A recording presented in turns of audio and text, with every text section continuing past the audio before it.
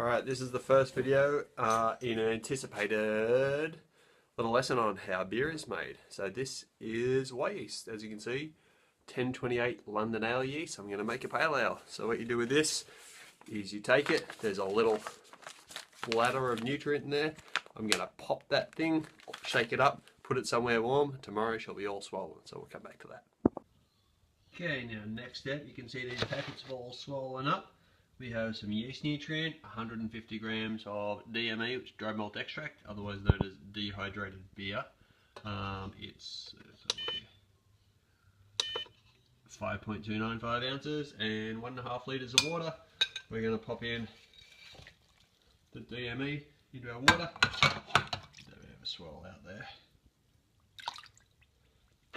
And put in some yeast nutrient.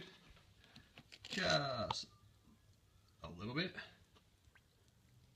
And then we're going to put that onto the boil. Alright, so we brought it to the boil. It's now sitting inside a sink full of cold water. And observant ones of you may notice that I've actually changed pots because this one's thinner walled and a bit wider than the other one. I wanted to cool it down quickly. So what we're actually doing, that's essentially unhot beer. It's a tiny little 1.5 litre starter. So we're making that little starter for our yeasties. Right there is a clean glass container. Cleaned it with sodium bicarbonate. You don't want to get that shit on your hands, so I've got my chemical proof gloves handy. So once we do that, that allows the yeast to get a nice good head start on its life. So when you throw it into the beer later on today or tomorrow, she's rip roaring and ready to eat. Alright, so now it's all nice and cool, down to about 21 degrees, give or take 72 Fahrenheit. I am going to pour this starter into my was completely clean canister. Okay, I'm just going to spray that, get this away from the thermometer. Spray the outside of this with my no rinse sanitizer because I just spilled wort all over it. And spray these. And rip them open. Give it a swirl. Put that in there. One more. Generally go about 600 or 700 mils per smack pack for a starter.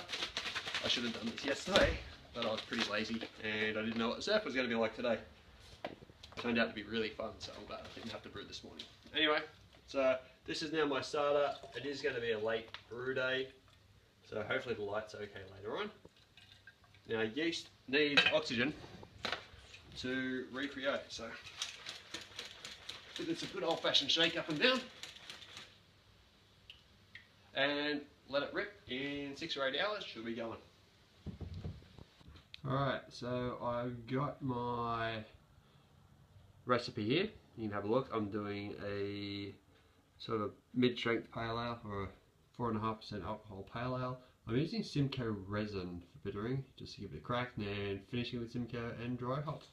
If you've never seen grain, this is what it looks like once it's all cracked up. That's actually barley and oats in there, and that's what we're going to turn into beer. So I've got the water heating up outside. We'll go and have a look. Okay, now my apologies, this is pretty poor lighting, but my water's sitting about 75 degrees Celsius. It's a degree higher than I wanted, but once I mash in, it'll give me a mash temperature of about 67, 68. This is a recirculating infusion mash system, otherwise known as a RIMS, and that's not dirty. With stainless steel wedge wire false bottom. Really high quality, and it makes me good beer. So now it's time for me to mess about with the water. I am doing a hoppy beer today, nice and hoppy. So we're going to use 1.5 teaspoons of gypsum, maybe 2, just a smidge of calcium chloride, and then a couple of teaspoons of calcium lactate. Now the reason I add those in is because different brewing salts give different hardnesses to different water, and what you want is something with gypsum in it for a beer that's going to be bitter or very hoppy, so with calcium chloride in it to accentuate the maltiness. And your calcium lactate just turns into calcium and lactic acid. Your yeast needs calcium. It's just really good. You'll have a much better brew if you're using plenty of calcium.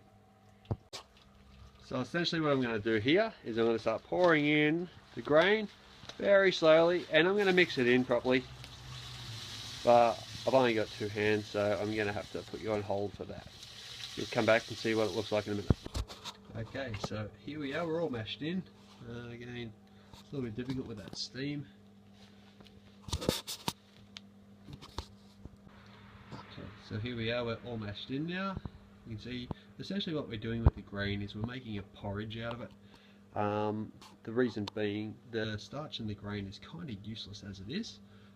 You can see that's actually recirculating there. It's kind of useless, so there's enzymes that actually live on the grain and they activate in between 60 and 70 degrees Celsius. You got alpha and beta amylase, and they actually convert the starches into useful sugars called maltose.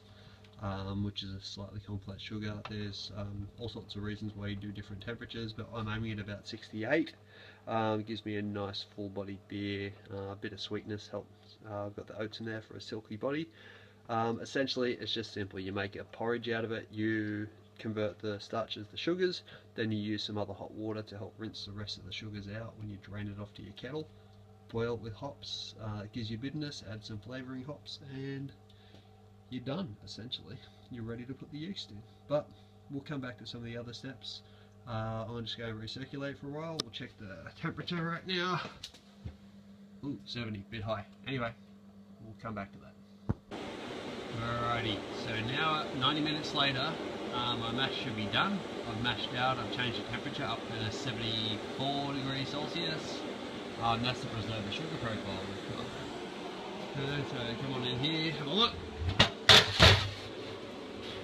Woo, that's steamy. Yep.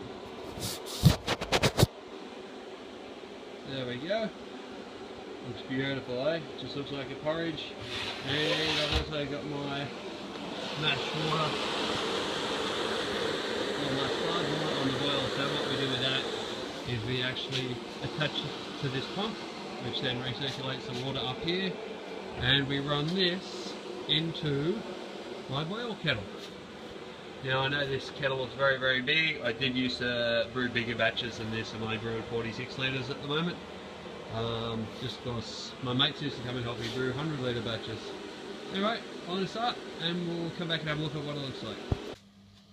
Okay, so you can see now, can't really see now, the water is,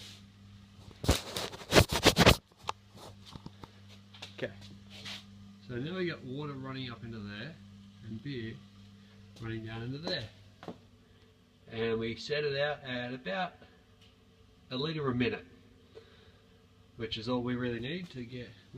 I've just done a 90-minute mash, so I'm going to do what is called a 90-minute sparge. Sparge just means to rinse the sugars out of the grains, which is all we're doing. Essentially taking the sugars out of the bottom of this and replacing it with water, which will filter through and wash more sugars out into our boil kettle. Okay, so I've finished running my sparge water in. So you can see the water just sitting over the top of the grain. And it's slowly running down into the kettle. So here we are. This is called mucking out the mash tun. This is taking all the spent grain with a little shovel and dumping it into a bucket so that my chickens can get into it tomorrow. So these are the Flame Out hops. They're Simcoe, one of my favourites. And that's what hops look like, pelletized anyway. Okay, so we've just hit Flame Out. I'm putting in my hops and starting to whirlpool, which is all you really do, just paddle around in a circle to get a nice whirlpool going, kind of like you do with your tea and tea leaves. Anyway, I'll show you at the end. Alright, so now to stop spinning, I'm running out of there into my pump, up into one of my plate chillers. Here you can see plate chiller. The beer is coming out at 16 degrees Celsius, which means I just need to up the speed a little bit. Running into there, I've got a little oxygen stone in there, attached to my oxygen bowl. And then, so the beer comes out, it's coming out quite hot. It goes from boiling to 15 degrees in no time at all. Alright, once that's all filled up, I'll put some yeast in. Okay, so we got 2 fermenters, nice and full. You can actually see in there, there's heaps of bubbles from the oxygen, and I'm about to pitch the yeast. But I've only got 2 hands, so I can't show you. Anyway, we'll come back once it's done. So for those of you who don't know, this is a refractometer. This is what we use to measure the sugar content of beer before it starts fermenting. So let's put a little dab of beer on the plate and we'll see what it says. Just take it out.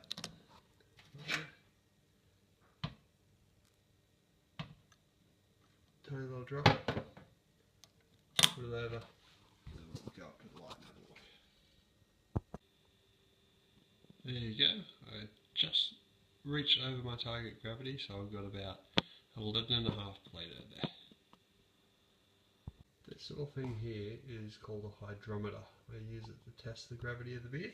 I was aiming for 1044, but it looks like I got a little bit over that. Okay, so you get 30, goes up by 2, so yeah. With all that foam there, I think I'm about 1046 or 11.5 Plato. So let's check out with the hydrometer, the refractometer.